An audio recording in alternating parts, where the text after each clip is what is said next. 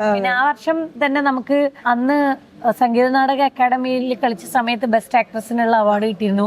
അത് ഫെബ്രുവരിയിലായിരുന്നു. ഏപ്രിൽ ആയപ്പോഴാണ് നമുക്ക് നാഷണൽ അവാർഡ് ബെസ്റ്റ് ആക്ട്രസിനുള്ള കിട്ടുന്നത്. ഇപ്പൊ പലപ്പോഴും നാടകത്തിൽ അഭിനയിക്കുന്നതും സിനിമയിൽ അഭിനയിക്കുന്ന രണ്ട് അഭിനയം അല്ലെങ്കിൽ അങ്ങനെയൊന്നും ഇല്ല. എന്താണ് ആ ഒരു അഭിനയത്തിലുള്ള അത്തരത്തിലുള്ള വ്യത്യാസങ്ങൾ വരുത്തുന്നത് എന്നുള്ളതാണ് നമ്മൾ മാജിക് ഈഫ് എന്ന് പറഞ്ഞ ആക്ടിംഗ് വർക്ക്ഷോപ്പ് പരിപാടി നമ്മൾ മുന്നോട്ട് വെക്കുന്നൊരു കാര്യം കൂടി. അതിന്റെ ഭാഗമായിട്ടുള്ള ട്രെയിനിങ്ങോട് കൂടിയിട്ടാണ് ഇവിടെയുള്ള ആളുകൾ നമ്മുടെ കൂടെ ആക്ട് ചെയ്യുന്നത്. കുറെ പേരുണ്ട്.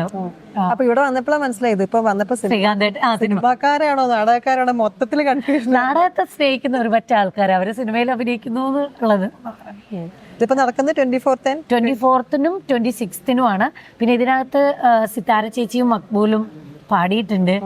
മ്യൂസിക് അല്ല മ്യൂസിക് ആ പാട്ട് എഴുതി ഞാനത് പറയാൻ മറന്നുപോയി. അതായത് ചെറിയ സംഭവം എഴുതിയിട്ടുണ്ടെന്ന് ഞാൻ ഇവിടുന്ന് ഒരു ഇത് രൂപം കിട്ടിയത്.